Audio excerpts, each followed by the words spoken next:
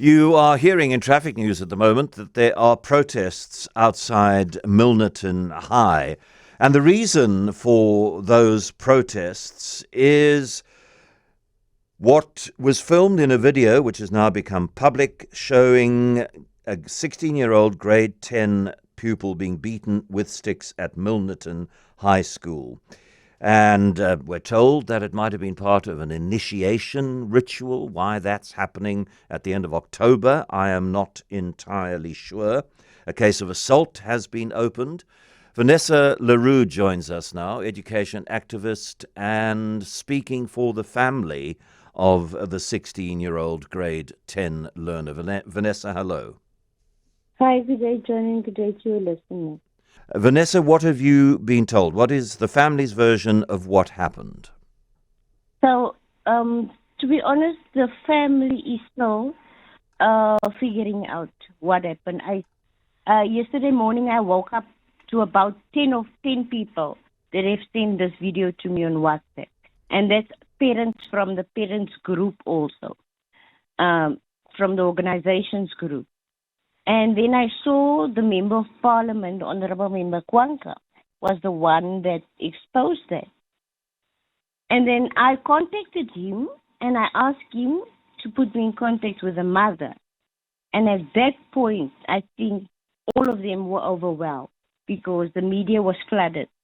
And he said to her, no, this is a lady you can speak to. It's not politician. She's not a politician. And we briefly spoke yesterday morning because she was still at work. And then late last night, that woman broke down. We literally didn't sleep the last night. She said her son doesn't want to talk about it. Apparently, it's not the first time it's happening. He's traumatized. What made it worse? This child has cancer. And she's a single parent. She said she's exhausted. She don't know what to do. And she don't want to speak to the media. In the meantime, I got more videos. There's more victims. So since this morning, they were all at the police station where the police took their statement. Because while I was speaking to her last night, I said to her, listen, there's an article out that the police is probing this investigation. They're looking into this matter. I'm quite disappointed in that. In fact, no, I'm not disappointed. I was expected because what the WCD and schools do is they sweep these things under the rug. They don't address it. They don't take it serious. They are ticking the boxes with the lives of our children. And I will never tick a box with the life of our child because we don't know that child's mental state. We don't know how you see, long. Vanessa, sorry to interrupt. The WCED, though, says that it is going to investigate this fully and thoroughly, and once that investigation is complete, then, according to the rules set by the South African Schools Act, the school will do what it can, and obviously the WCED has no role to play in any cases of criminal assault because that then becomes a matter for law enforcement. There's nothing to investigate, John. We've all seen that video. What do they need to investigate? That's how cold they act, even if there's no video. And they never get to attend to these children. We had Anisha Windvogel. The mother complained numerous times at the school, and the child committed suicide because she couldn't bear the bullying anymore, because the school did nothing. And they, as the department, didn't even send their condolences or the school to that family. That's how they treat. You must see all the messages that I've got since last night about children who are being bullied for years. Parents go to school. So and then the schools in the outer statement, they put them on precautionary suspension. Does how people really know what that means? Absolutely nothing. Precautionary suspension is you suspend the child for 7 days, and then he comes before a disciplinary hearing, and But they are matric. They writing exams. They can't. The school act don't allow them to prevent them from writing exams.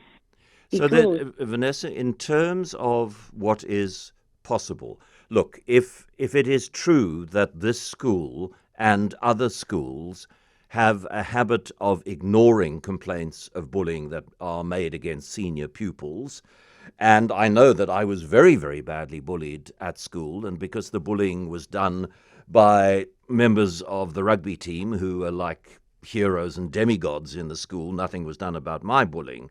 And one would hope that 60 years later it might have changed. But if it hasn't, apart from schools not following up on allegations of bullying, what in this circumstance?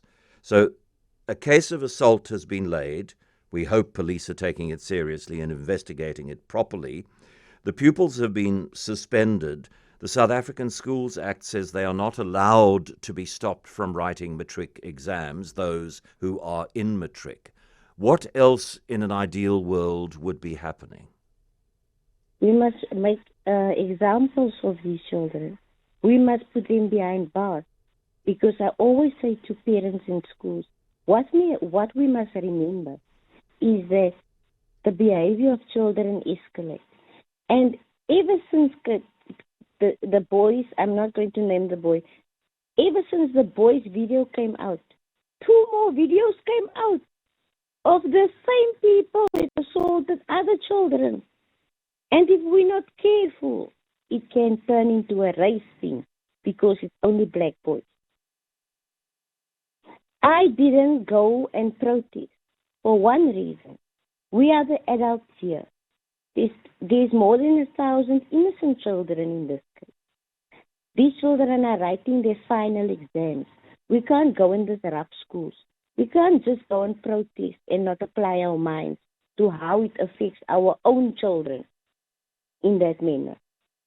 What needs to be done? They are of age. They should have been locked up already so that the world can see. And then I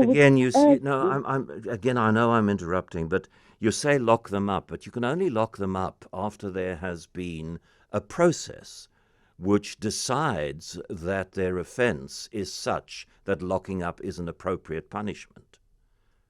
So it's understandable that we get emotional about this. We should. No, there's no emotional. There's nothing emotional about it.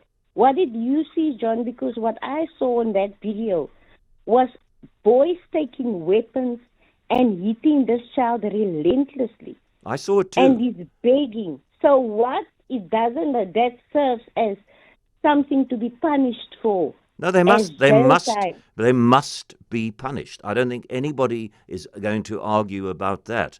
And one would hope that there is, I don't know what kind of inquiry you can have that uncovers the extent to which bullying still happens in school. No, that's not bullying. There's a difference between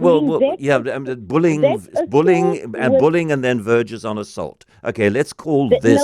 No, not borders on assault. That's assault with the intention to do grave bodily harm.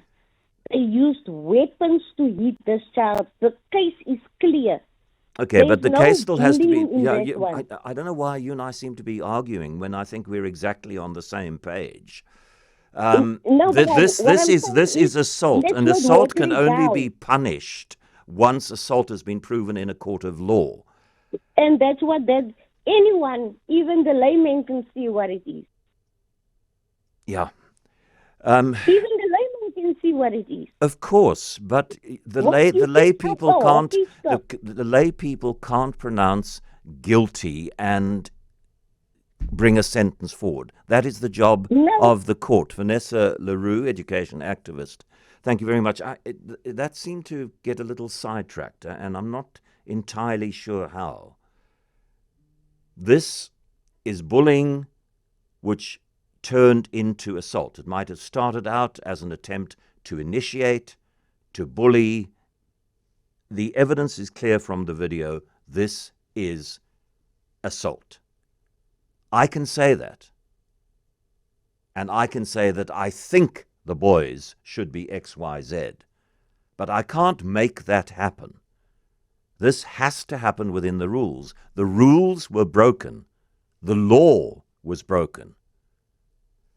The breaking of the rules must be dealt with by the bodies that set the rules, and the breaking of the laws must be dealt with by the body that sets and is supposed to monitor the laws.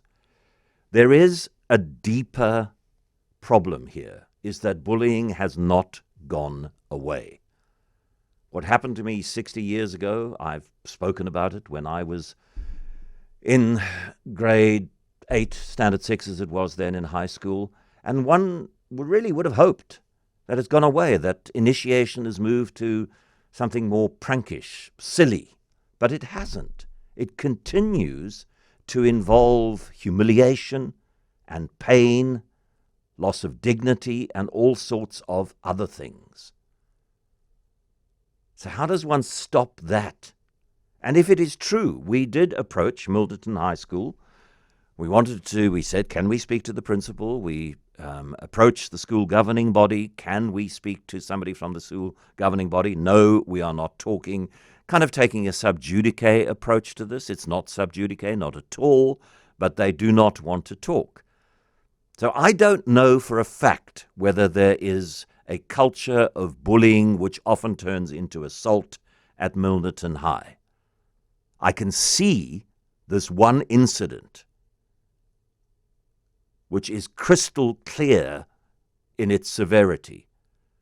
But how representative that is, I don't know.